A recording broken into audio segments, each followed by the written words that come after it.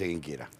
Sí, como vos decías, Antonio, es un mercado chico, pero manejado por los sectores de poder que pretenden desestabilizar un gobierno que busca la estabilidad cambiaria para conseguir una estabilidad económica, macroeconómica fundamental que es necesaria e imprescindible para controlar, entre otras cosas, como es el tema primordial de las últimas semanas, el tema precios, ¿no es cierto?, que se ha incrementado, y el tema dólar es una de las causas inflacionarias más importantes.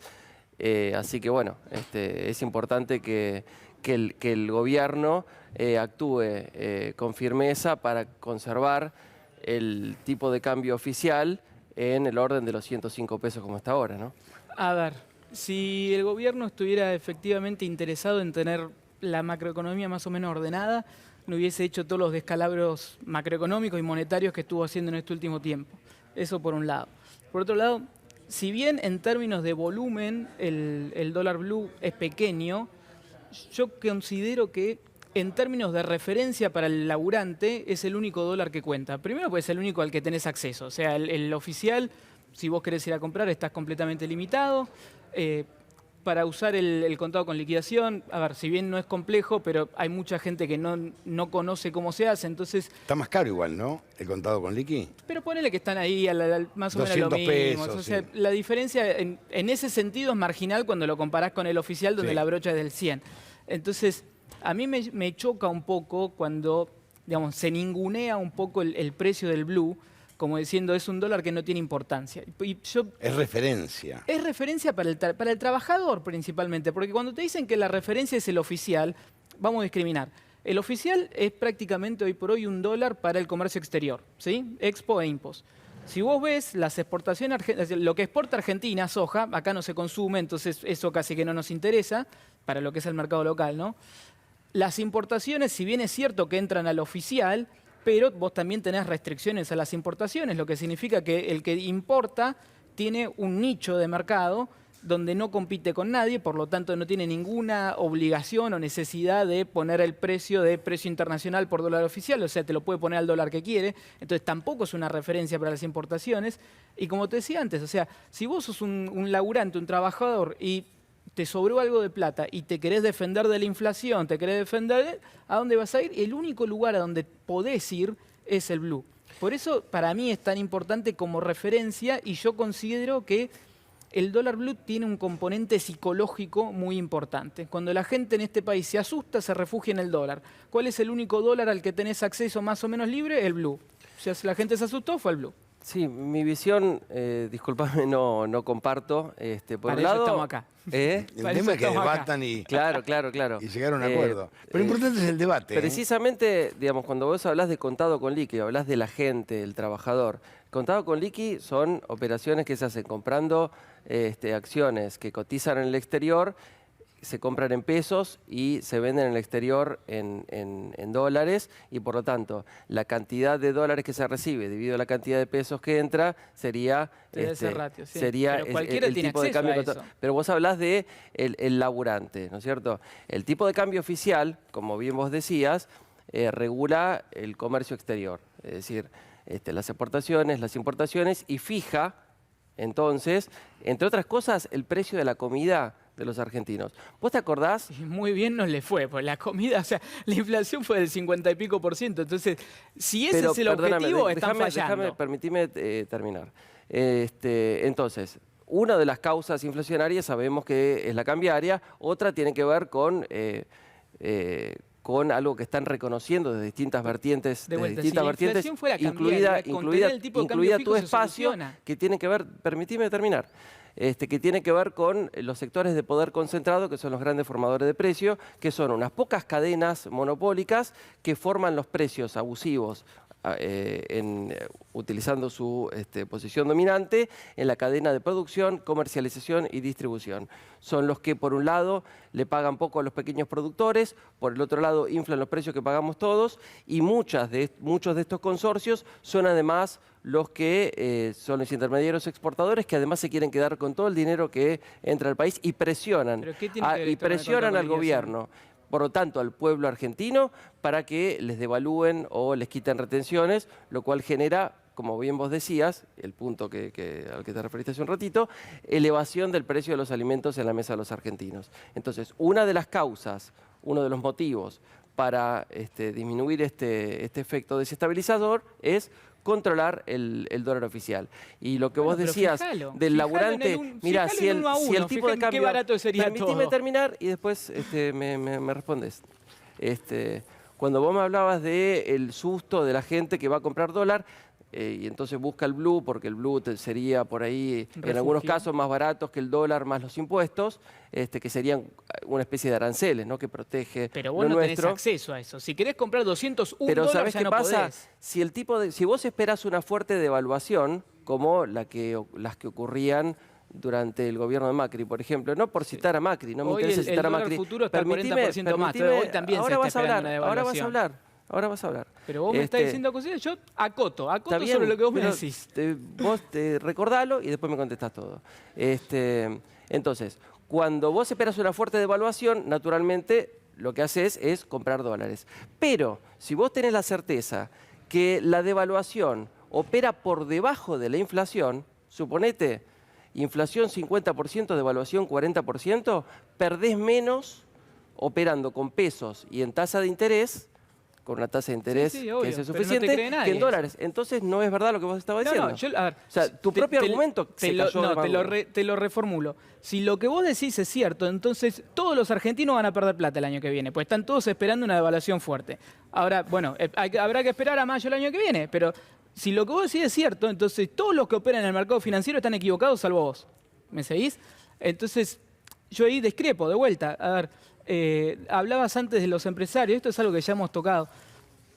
Te pongo un ejemplo, digamos, relativamente actual. ¿Cuánto era la inflación durante el gobierno de Néstor? 3, 4, 5, 6. ¿Eran los mismos empresarios, sí o no? ¿O nacieron el año pasado estos tipos?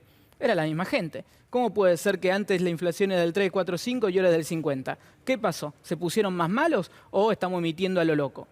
Yo me parece que es opción B, estamos emitiendo a lo loco. Ahora, ¿solo es la emisión la que produce inflación? Pregunta el millón. Justamente ver, este es un caso... Te pongo un ejemplo. Imagínate cuánta plata tenés en la billetera ahora. ¿Cómo? ¿Cuánta plata tenés en tu billetera ahora? No Redondeemos, 100. No, un poquito mil. El único producto que hay en toda la economía es esta lapicera. ¿Cuánto es lo máximo que te lo puedo cobrar? 100. Sí. Ponele que yo te quiero aumentar los precios a 200. No me la podés comprar. Vos tenés 100 pesos, yo quiero 200, no hay mercado. La única forma de que esto pueda aumentar de precio es que de alguna forma alguien te haya metido más billetes en tu billetera. O sea, la única forma de que se convalide un aumento de precios es si previamente hubo emisión. Si no, no puede suceder. Porque por más que yo te lo quiera aumentar, después vos me lo vas a querer comprar a un valor menor, yo no te lo voy a negociar, y ahí no hay mercado. Entonces vamos a seguir negociando hasta que eventualmente el precio vuelva a ser el original.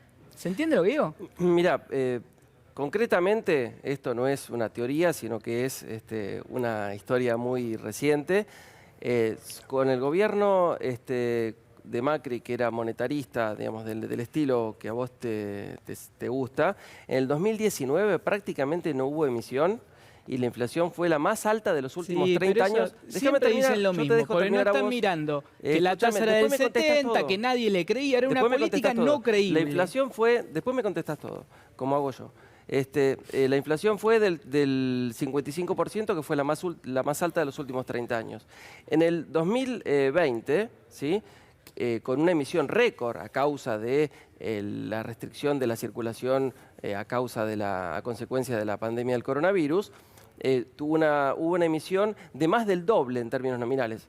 Sería 500.000 contra 1.200.000. Y sin embargo, la inflación fue del 35%. Este año, en el 2021, tenemos una emisión un poquitito menor, más o menos por 1 millón de millones de pesos. Y ese dato está por debajo del promedio de los últimos 10 años, porque tenemos aproximadamente circulante, vos sabés de esto, circulante más depósitos a la vista, lo tenemos más o menos en un 10% del PBI, cuando el promedio de los últimos 10 años estaba más o menos en 11,5. ¿Está bien? Entonces, pensar que la emisión causa inflación, además con este antecedente inmediato, me parece incorrecto. Y el otro punto es, ya que les gusta hablar tanto de la inflación, si la inflación fuera el peor de los males, para ir a otro periodo histórico, ¿no? Si la inflación fuese el peor de los males, por ejemplo, el periodo de la convertibilidad, 1991-2001, que no tuvo inflación e incluso terminó con deflación, hubiese sido un periodo favorable. Y sin embargo, hasta ese momento fue el periodo que más se destruyó la economía, el empleo, la actividad, además de tranquilizar el país y aumentar la deuda externa de manera sideral. Vamos por parte. Lo de Macri, si bien tuvo la emisión controlada por muy poco tiempo, tenía la tasa en 70-80%, por lo tanto, digamos, cada peso que sacaban por la LELIQ, el planeta sabía que iba a entrar 1,70. O sea, esa emisión futura, entonces no fue que congelaron la base monetaria, todos sabíamos que eso iba a explotar. O sea, tratar de comparar una estrategia de control de agregados monetarios con lo que se hizo ahí es un error. 2020, o sea que fue un modelo que favorable para el sector financiero y no para el conjunto del pueblo, porque una tasa de interés del 70%, como vos decís, cualquier tipo de actividad productiva se destruye. Eso no te lo niego, eso no te lo niego. Ahora, no me vas a decir que lo que está pasando ahora con 50% de pobreza es bueno para el pueblo. No, obviamente que esto es un desastre. O sea, partamos por lo menos del territorio común. Hay que analizar la historia de la pobreza. Es todo un desastre. Analizar la historia. ¿Sí? La historia está clavada en 30 hace 20, hace 10 años, está en 50 hoy, y si querés ir a la historia, tocaste la convertibilidad, yo siempre traigo este dato porque esto los mata. La pobreza más baja en democracia la tuvo el turco en el 94, y nunca nadie pudo volver a ese valor. Entonces, todo lo que me dijiste de la convertibilidad, te lo tomo. Pero si vos me tocás el tema pobreza, nunca pudieron volver a ese número. Nunca pudieron volver. O sea, ni Cristina pudo bajar la pobreza al 25%. Aumentó el desempleo del 7%. Está bien, pero al 15%. ¿vos qué querés? Pero espera. ¿Vos querés gente trabajando o gente no pobre? Si yo te digo, imagínate que nosotros dos somos una pareja, ¿no? Ahora, una opción puede ser que ella gane un sueldo basura, yo gane otro sueldo basura y los dos estemos empleados pero pobres. Y otra opción puede ser, trabaja solo uno de los dos, donde el ingreso de alguno de los dos es 2, 3, 4 veces el mínimo necesario y ninguno de los dos es pobre. Entonces, cuidado también con confundir empleo con pobreza, mejor dicho, desempleo con pobreza, porque no necesariamente ese es el caso. Entonces, yo no te niego... Vos estás diciendo que hoy también tenés empleados que están por debajo de la pobreza. Pero por supuesto, si vos ves, la tasa de desempleo versus la tasa de pobreza, eso no se equipara. ¿Qué te está diciendo? Hay mucha gente, hoy por hoy, que tiene salario basura, ¿sí? O sea, vos trabajás y sos pobre. Eso sucede hoy, ¿sí? No te estoy negando de que el desempleo fue alto. Hay un análisis muy interesante que observé el otro día. Pero no me digas que, digamos, yo lo que no puedo admitir es que me digan que esto es algo bueno. ¿Me permite hacer un parate? Vamos a hacer una pausa, pero antes, mañana cumpleaños Diego Armando Maradona. Nacho, querido, si no así, se hace invivible cualquier lugar del conurbano, de la provincia, de la ciudad de Buenos Aires. Es invivible. En un rato volvemos, Rafa. ¿Cómo no, Antonio?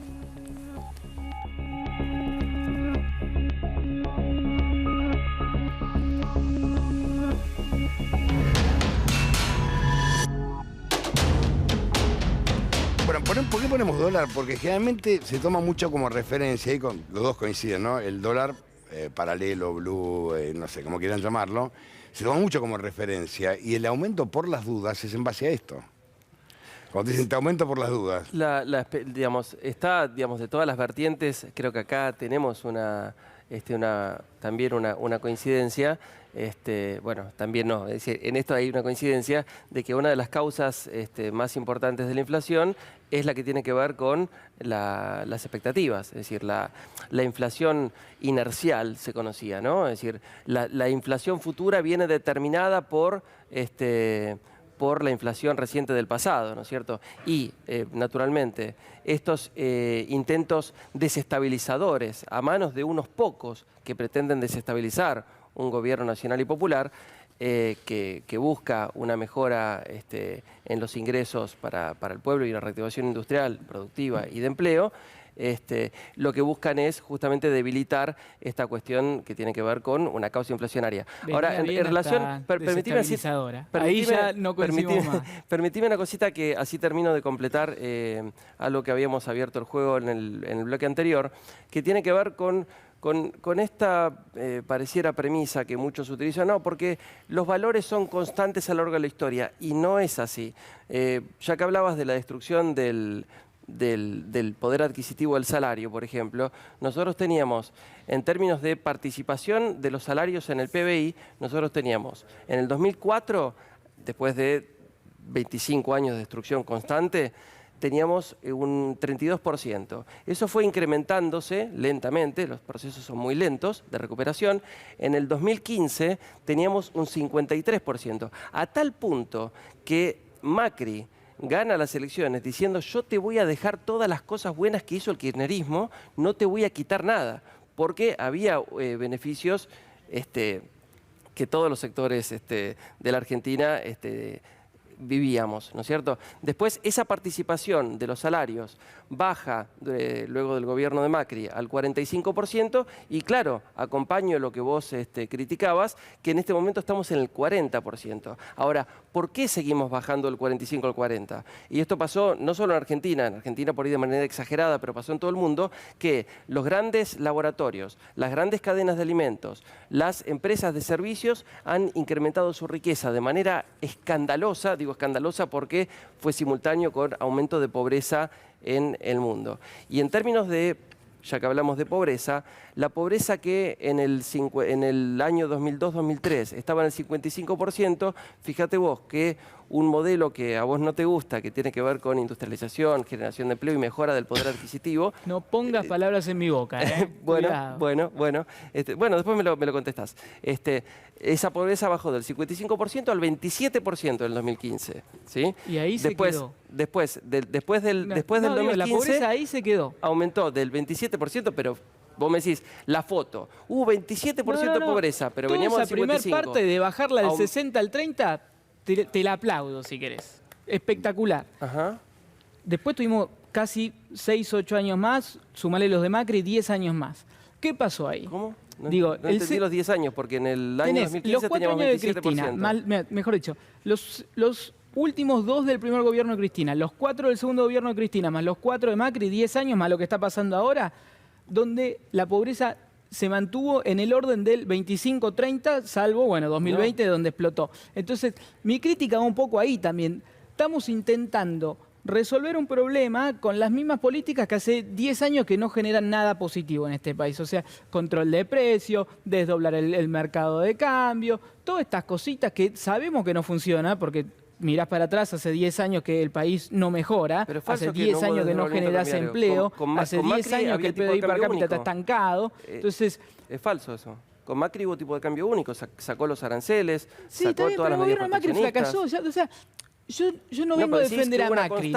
Bueno, pero está bien, pero ¿y quién gobierna ahora? ¿Qué están haciendo? Están haciendo lo mismo que lo que hacía el que estaba antes de Macri. Entonces, ese es el punto. A ver, lo que hizo Macri fracasó, lo que hizo Cristina fracasó, lo que está haciendo Alberto Fernández fracasó.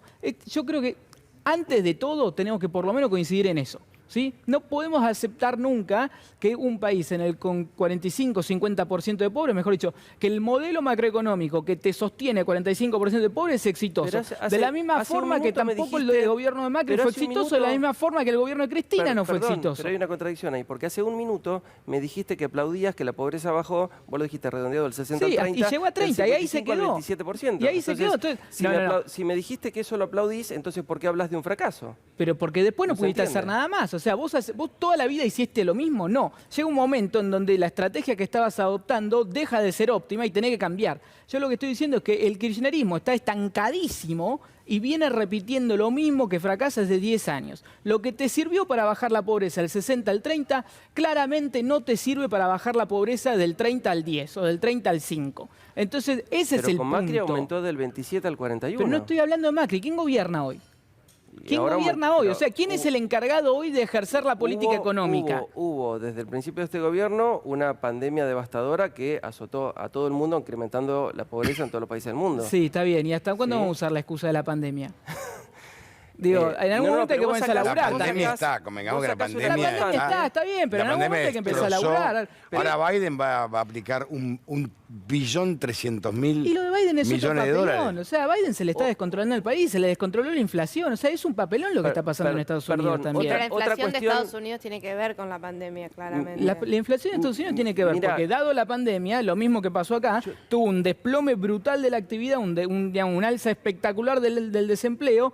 Y el tipo que hizo, le dio cheques de $1.300, $1.400 a todo ser humano que vivía en Estados Unidos. Imprimió $1 trillón. Sí. Entonces, claro, la inflación se le fue de 0 a 6 en 3 meses. Ahora, si eso no pasaba, si no hubiese emitido todo eso, la inflación hubiese seguido controlando. Vos defendés siempre la postura de que la emisión va de la mano directa a la inflación.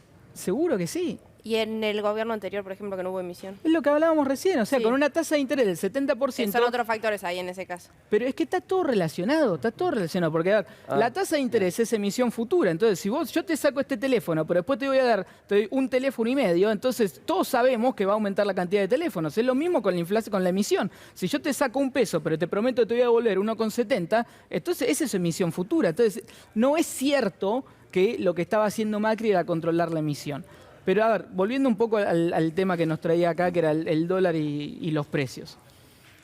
Yo insisto con que el dólar blue es la referencia de el argentino de a pie, el que no es ni exportador ni importador, el que no tiene acceso al mercado oficial. Los argentinos de a pie van a las cuevas a comprar dólares. ¿Vos dónde compras dólares? ¿Vos dónde ahorrás? ¿Cómo ahorrás? ¿Haces tasa de interés en pesos? ¿Haces? Sí. Sos un patriota. No. ¿En qué banco la tenés? ¿Qué banco es el que te da la mejor tasa? Lo hablamos hace un ratito. Si yo tengo expectativas de una devaluación, un salto devaluatorio... O sea, vos estás esperando vos creés que no va a haber devaluación. Un laburante promedio, como soy yo, es decir, más o menos la platita de los meses la va juntando para las vacaciones, suponete. Ponele. Bueno, durante el gobierno de Macri, obviamente, yo compraba dólares porque esperaba en el periodo 2015-2019. Te estoy contestando lo que preguntaste. Tengo que ir cerrando, profesor. Sí, yo compraba dólares porque esperaba un salto devaluatorio. Si no espero un salto devaluatorio... O sea, con mercado unificado esperabas devaluación y con mercado desdoblado no. Por lo tanto, la devaluación la espero por debajo de la inflación, entonces me conviene tener los pesos con una tasa de interés que me cubre la inflación. O sea, bueno, vos estás convencido de que el gobierno va a devaluar menos que la inflación, entonces te conviene hacer tasa en pesos.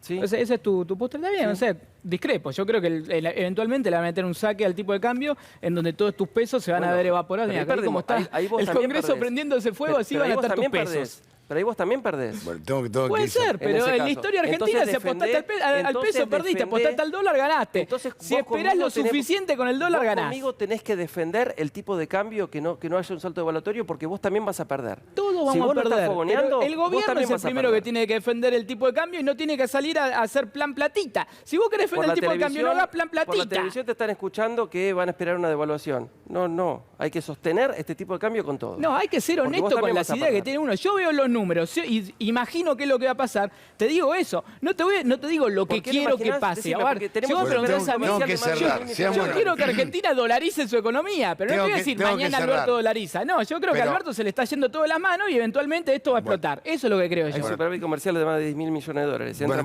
tengo que cerrar, ya está. Listo, gracias. Gracias a usted. Muchas gracias. Vamos a la pausa, pero antes de la pausa, otro toquecito.